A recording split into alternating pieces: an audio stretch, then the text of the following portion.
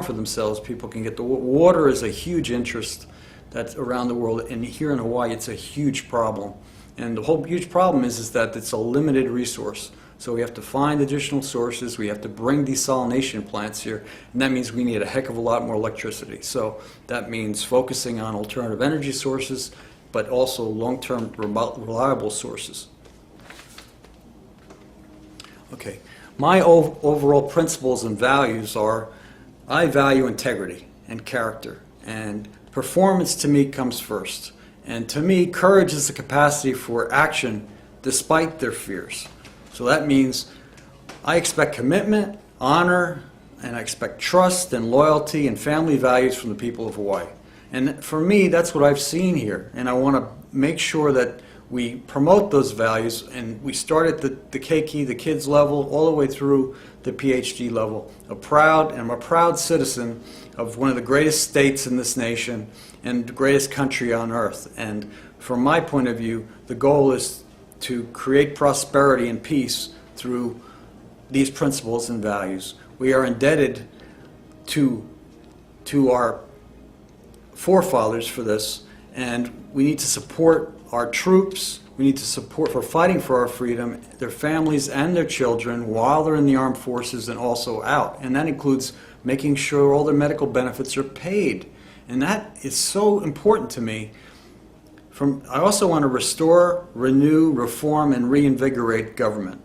And that means here in the state of Hawaii as well as across the nation. Any entity that we interact with. And that includes also those sister countries that we call our friends and our trading partners here from Hawaii. I want to focus what we can do, not what we can talk about. I want to focus on anti-poverty and eliminate hunger completely here in the state of Hawaii, and I want to expand the program to go across the nation and to use it as a model to do it across the world. We have to do the thing you think you can do, not the thing you cannot do. And you have to continue to repeat this over and over again. And we have to do this, we have to get back to the goodness of ourselves, and we have to allow prayer in schools. We have to fight for Americans. We have to fight for what our rights are. And I'm here to serve each one of you and to listen to what the issues are that you have that affects you and your family. And I want to make sure that those issues are the ones that I'm fiercely going after and promoting here. So if you want a tiger in office, I'm the guy, okay? Thanks. Okay, in order to do all this, it's very simple. It may sound like a large group of problems, but I look at it like opportunities, and I look at all the infrastructures and the industries that are the primary industries here in Hawaii. And in Hawaii, you know, it's tourism, it's construction, there's healthcare, but there's ecotourism. I mean, there's a lot of different industries, but what we don't have here is critical mass in those critical industries. And what that means is that if you have a certain number of companies and a certain number of people working in that industry, what you get is you get follow-on work here and enough of a backlog of work so that you can go through the recessions, you can go through the points, the low points. So what I want to do is I want to use high technology to tie together the businesses we have here today, to tie to our partners, and I want to encourage businesses to work together by banning internet taxes permanently and cell phone taxes permanently. I want to have the unused spectrum that's used in the communications world given to basically to the officials here so that they can use it for other purposes. That way they can reduce their costs for communications. I want a tax credit for all the equipment, and for teachers, when teachers are funded either within their district or within their teaching district or funded from external sources, an example, foundation sources, I want to make sure that people get a tax credit for that funding. Okay, I'm all for free TV and radio communications for foundations and tax-free organizations, and for candidates as well as a public interest here in Hawaii. I encourage teachers to learn high-tech and for them to be mentors in the high-tech world so that their students become experts, not just and leaders in those areas.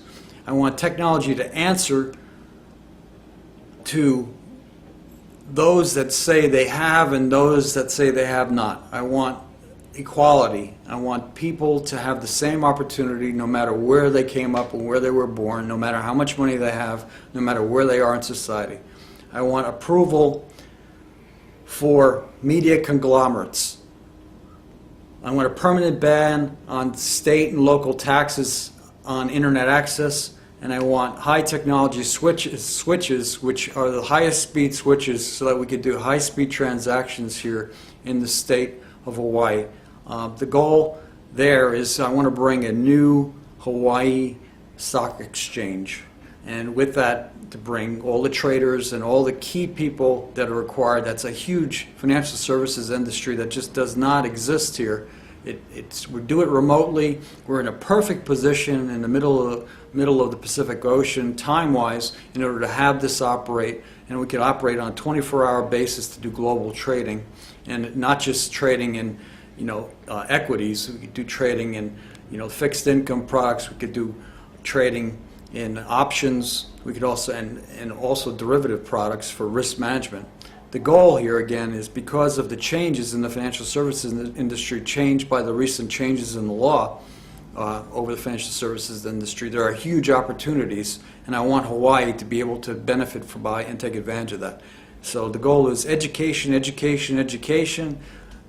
Get as many kids here being PhDs, have them learn here, have them go to school here, have them be able to get jobs and work here, and to provide for their families, both short-term and long-term. I want the grandmas to be proud of the grandsons and granddaughters.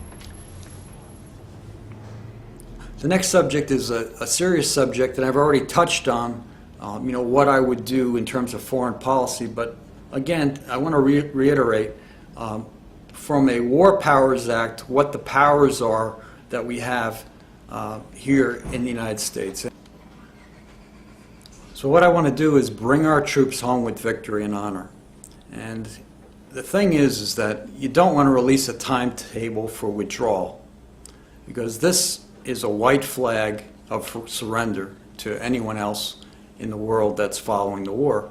So what I'm talking about is we have a unique opportunity at this point in Pakistan and Afghanistan in terms of our ability to bring back our troops and to keep and maintain support for the local police forces in these organizations and in these countries. Okay?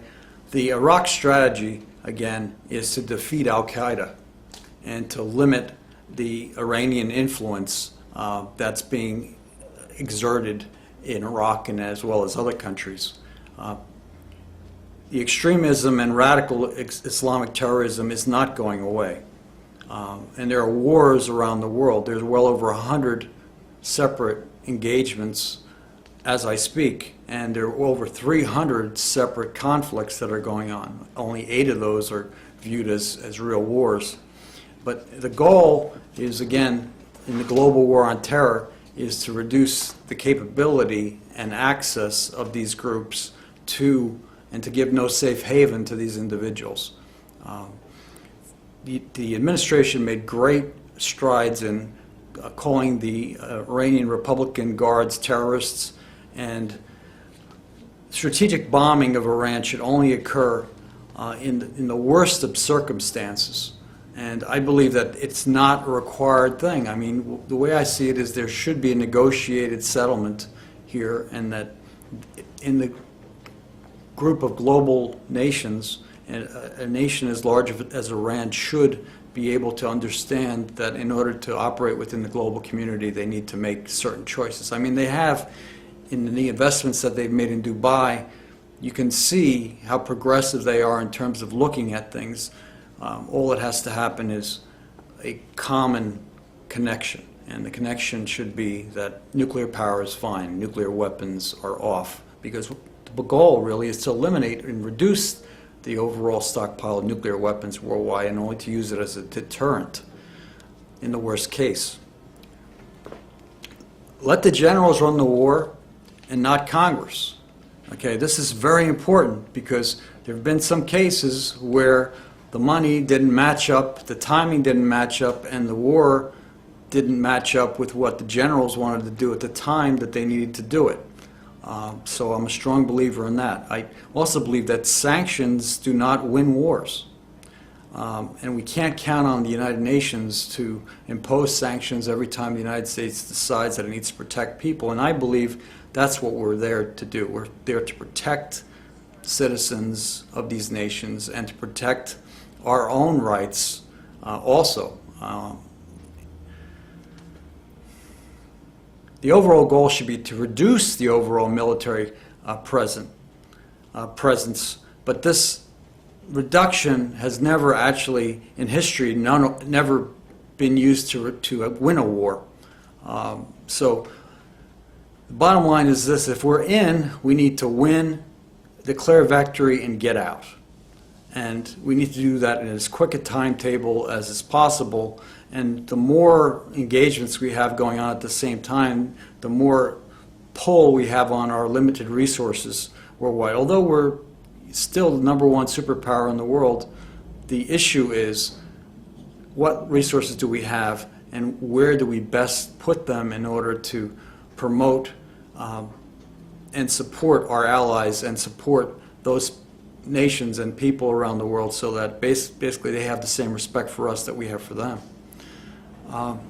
So bring the troops home, and we have to do it the right way. And the way to do it is with honor, okay? And that's basically the only way to do it. And we have to learn from our experiences, and we have to plan to deal with this flexible alternative strategy warfare that's going on. And what that means is that the move has been away from nuclear warfare into a more flexible type warfare. We have to tailor our ships, tailor our boats, tailor our elite fighting forces, including the Marines, the Rangers, Green Berets. The idea here is to include the training and the resources from a humanitarian point of view so that these people are the strongest possible. And the other thing that's important is just simple things like languages and being able to communicate with people so that we can get the outcome without using violence. The rules of engagement are most important, and it comes down to timing and do the troops have the go-ahead to do things. There should be once troops are deployed, they should not be in a situation where their own lives are at risk and not have the resources to defend themselves or to support their mission. There should be no situation. If they're not in that situation, they should not be deployed. Simple as that. Okay, energy is my super expertise because I've built nuclear power plants around the country, and I have 20 years experience in that industry, and I'm noted as one of the top 5 experts in the nuclear power field in the United States. I've worked for the regulatory side as well as working for the engineering side, and I actually understand the plants to the point of understanding the pipe thickness and the individual controllers that are also was one of the top guys on the Y2K thing going in year 2000 and getting that issue fixed within all nuclear plants and utilities across the country. I have 180 years of experience in my family in the utility business. My 2 uncles, my dad, my brother, myself, you add that all together, that's where we end up with 180 years of experience. So let's put this into simple terms. Here in Hawaii, we have a great opportunity. And the great opportunity is we could be a model for the entire country. And the reason why is because we're on an island, and we have solar, huge amount of solar energy available. We have wind power. We don't have nuclear here in Hawaii, but we do have an opportunity to reduce the amount of oil that we use here to produce energy, because almost 100% of our oil is used here to basically fuel the power plants to produce electricity. We do have wind power, but what happens is the capacity of that, when you bring it online, it brings transients into the grid, so it becomes difficult to manage, and so then you end up with midday